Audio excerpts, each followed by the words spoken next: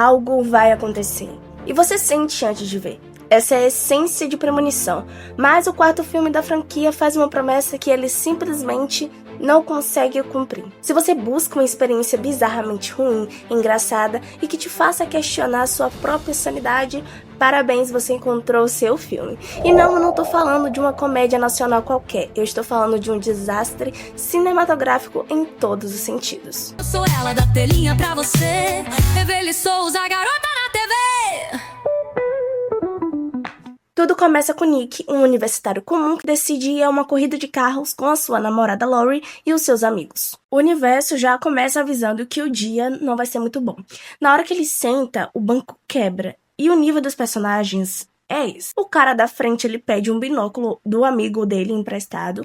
O amigo dele nega, dando uma desculpa ali, mas a namorada do cara simplesmente arranca o objeto da mão dele e começa a beber. Sim, era um binóculo falso para esconder a bebida. No caso, que era proibida naquele local levar uma bebida que não tivesse sido comprada ali. É muito comum. Olha, eu confesso que eu já fiz muito isso na minha adolescência. A gente sempre dava um jeito. Tinha um colega meu no ensino médio que levava uma água batizada na garrafinha da escola. Vamos tocar no filme. A Lori agradece ao Nick por tirá-la dos livros, dizendo que estava precisando sair. Mal sabia ela que o destino planejou uma saída definitiva. Amor, valeu por me tirar dos livros. Eu tava precisando. É por isso que eu digo, fique em casa, lendo um bom livro. Eu mesmo tô lendo agora Harry Potter, a Câmara Secreta, e um livro de marketing maravilhoso, porque sair para eventos em filmes de terror nunca termina bem. Voltando ao caos, o roteiro nos apresenta personagens feitos sob medida para serem odiados. Existe um em particular, um racista insuportável, que faz a gente desejar que a morte dele venha bem devagar e lentamente. Ele provoca o segurança que está apenas fazendo seu trabalho, que é organizar o evento, e desafia qualquer senso de autoridade e respeito. É o tipo de pessoa que testa a nossa paciência em cada segundo na tela. Senhor, tire o pé daí, por favor. Obrigado.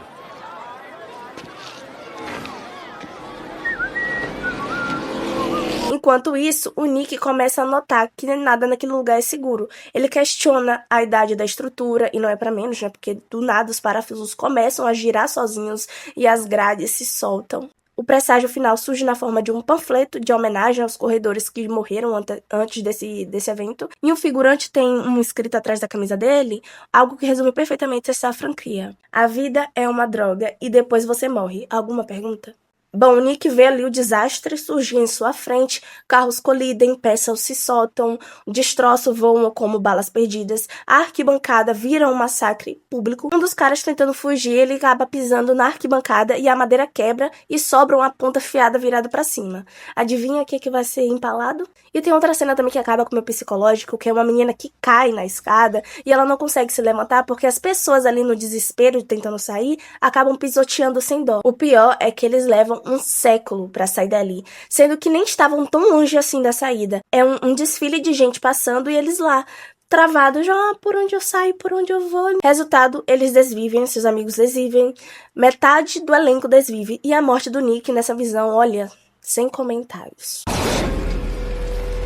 Mas por conta dessa morte, eu preciso fazer uma observação importante. A Pepsi patrocinou esse filme. Sério, quando eles estão se acomodando ali nas arquibancadas, o Nick aparece com uma bandeja de lanche cheia de copos da marca e eu fico pensando, será que a Pepsi assistiu o filme antes de aprovar ou só leu o roteiro e assinou o contrato? Porque, sinceramente, eu, Evelyn Souza, não teria colocado meu nome nisso. Mas, como eu não tenho esse dinheiro todo, quem sou eu pra julgar, não é mesmo? Mas é uma pergunta pra se fazer. Mas nós sabemos como a banda toca. E era uma premonição. Nick acorda ali no susto e começa a perceber os sinais se repetindo exatamente como ali no seu transe. Em pânico, ele provoca uma confusão generalizada e consegue sair do local com algumas pessoas. Segundos depois, um inferno acontece de verdade. É daquele acidente que eu tô falando. Até aqui, o filme consegue manter aquele manual da franquia. Só que tem um problema. Nos filmes anteriores, o perigo era construído no detalhe, no silêncio, naquela espera agoniante. A gente se apaixonava pelos personagens primeiro pra ficar agoniado com a morte deles. E aqui não, aqui é muito escancarado. Não existe dúvida, não existe aquela sensação psicológica de será que agora vai? Na verdade, é o tipo de filme que a gente torce pra que eles morram logo, só pra gente ver se a próxima cena consegue se ser mais bizarra do que a anterior. Na primeira morte, pós o desastre, resume bem o espírito da coisa. Uma roda se solta da pista, voa para fora do estádio e acerta Nadia, assim de imediato, sem aviso algum. A morte nesses 4 filmes não acontece de um acaso bem construído, mas de uma obsessão visual. Tudo precisa saltar da tela, tudo precisa voar na sua cara, porque o foco era o 3D. Com isso, o suspense deu lugar ao excesso. Os personagens também não colaboram nem um pouco. São rasos, pouco desenvolvidos e descartáveis desde o primeiro minuto. Você não cria um vínculo, você não se importa, sinceramente, com eles e você não teme pela vida de nenhum deles ali. Você apenas observa sentado, aguardando a próxima sequência exagerada que o filme vai te entregar. O filme não quer que você sinta medo, ele quer apenas que você veja sangue 3D voando pela tela. Ainda assim, existe um paradoxo difícil de ignorar. Premonição 4 foi a maior bilheteria da franquia na época. Mas não se engane, não foi por qualidade ou por inovação. Foi puro timing, porque o 3D ele estava no auge e todo mundo queria ver coisas voando na tela do cinema. No fim das contas, ele carrega a fama de ser um filme feito apenas para espremer dinheiro de uma marca consolidada. Ele não amplia o universo, ele não cria novas regras, ele não acrescenta absolutamente nada no meio do coletivo e que os outros filmes anteriores deixaram em nós. Premonição 4 não te faz olhar para os objetos comuns com desconfiança. Ele não te acompanha depois que os créditos sobem e definitivamente não te deixa inquieto, diferente dos anteriores que a gente já viu, e é por isso que ele merece um lugar especial na nossa lista. O filme inaugura sem esforço nenhum a nossa playlist de cinema vergonha alheia. São aqueles filmes que não te assustam, não provocam, não rendem boas risadas. Eles simplesmente não fazem o trabalho deles e são toscos. Bom, na noite seguinte ao desastre, aquele personagem racista que eu falei lá no começo, que a gente já odiou, tenta queimar uma cruz no gramado do segurança. Mas adivinha, dá tudo errado. A corrente de reboque do seu próprio caminhão o arrasta pelo chão e o atrito provoca uma faísca e um vazamento de gás se inflama. O racista desvive queimado.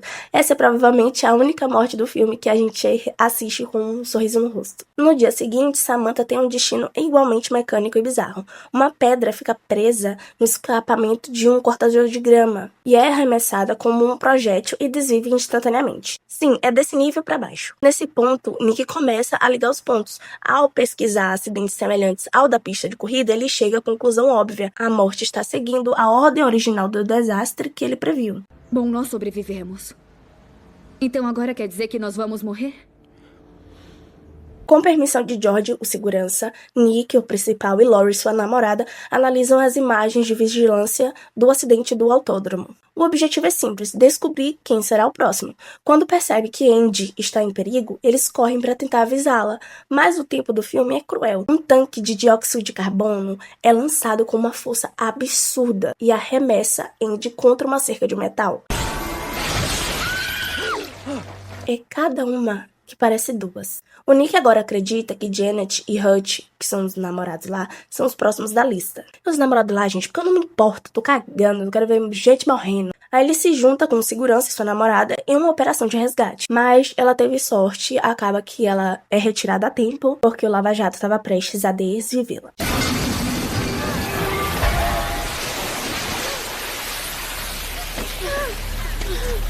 Já o Hutch, Hutch não teve a mesma sorte. Uma cena que se tornou uma das mais criticadas e bizarras do filme, ele é puxado pelo cano de drenagem da piscina e se vai de uma forma grotesca. Sério, alguém tem medo de ralo de piscina? Porque depois dessa cena, talvez você não tenha medo, mas você fica pensando, e se?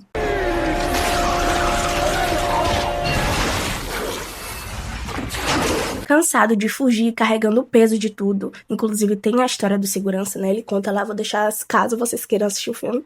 Mas o George, ele decide se entregar, tirar a sua própria vida. Mas nem isso funciona. A morte sabota todas as tentativas dele, deixando claro que ninguém ali tem controle sobre o seu próprio cronômetro. Ainda não chegou a vez dele e a morte não aceita furar fila. Nick descobre que ainda existe outro sobrevivente. O Jonathan, que foi resgatado dos escombros do acidente. O detalhe inquietante, Nick lembra claramente de ter visto o cara desviver na premonição. Aí ele e George correm para o hospital, mas chegam tarde demais, porque o Jonathan acaba morrendo de uma forma muito absurda. Ele é esmagado por uma banheira que transborda no andar de cima e despenca com peso. Sim, uma banheira. E ao saírem do prédio, aquele alívio de missão cumprida dura exatamente 2 segundos. Uma ambulância surge do nada em alta velocidade e atropela George. Ali, o Nick entende a real. A morte é indiferente, ela não negocia, ela continua seguindo o roteiro dela. E não há quem atrapalhe. O Nick percebe que a Lori e a Janet ainda estão na lista.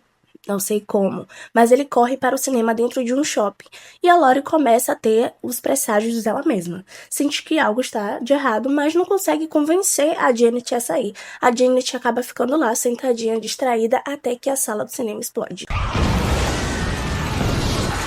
Os estilhaços, projéteis 3D, atravessam a tela e atingem em cheio. O shopping entra em colapso total. Nick e Lori tentam escapar, mas o caos engole tudo. E no meio da fuga, Lori é puxada pelas engrenagens de uma escada rolante. Isso é uma coisa que eu tenho, tá? Eu tenho medo até hoje, tá? De meu pé ficar preso. Mas respira, nada daquilo foi real. Foi outra visão dentro da visão, mas ainda dá tempo. A premonição voltou para quando George, o segurança, faleceu, né, atropelado pela ambulância. Minha esposa dizia que déjà vu é uma forma de... Cuidado! Enfim, ele não consegue impedir, mas ele consegue correr até a explosão do shopping e salvar as meninas. 2 semanas depois, porque a morte ela gosta, né, de dar um tempo. Aí Nick, Lori e Janet se reencontram para um café. E olha, é exatamente o final de Premonição, né? Aquela primeira vista ali, o ciclo acabou, mas Nick não é bobo. Sente que algo não está certo. Para ele, a morte só reorganizou o tabuleiro e marcou aquele encontro no café no momento exato. A diferença é que, em Premonição 1, eles estão em Paris, também num café, se eu não me engano, mas aqui eles estão na cidade deles mesmos só tomando café e aí tudo acontece. Bom, antes que qualquer um consiga reagir, o caminhão desvia um andaime que está caindo e invade o café com tudo. Os 3 morrem ali na hora, encerrando a história do mesmo jeito que começou, sem absolutamente nenhuma escapatória. E assim termina o festival de absurdos que é Premonição 4. No fim das contas, a gente aprende que não adianta fugir para o shopping, para o hospital ou para o café. Se o roteirista quiser te levar, ele vai usar até uma banheira voadora para isso. Mas agora eu quero saber de vocês, qual dessas mortes foi a mais ridícula ou a mais vergonha alheia, na sua opinião? O ralo da piscina ou a pedra no cortador de grama? Pra mim foi a banheira. Não tem como. Comenta aqui embaixo, eu quero muito ler a sua indignação. E olha, se você gostou desse estilo de vídeo e quer ver mais o que acontece no próximo capítulo da saga, spoiler, é bem melhor do que esse aqui, tá? A meta é simples, se esse vídeo chegar a 15 curtidas, olha que humilhação. Eu trago o roteiro completo de Premonição 5. Só 15 curtidas e a gente continua essa maratona. Eu sou Evelyn Souza e eu te vejo na sua próxima sessão. Eu sou ela da telinha pra você. Evelyn Souza, garota na TV.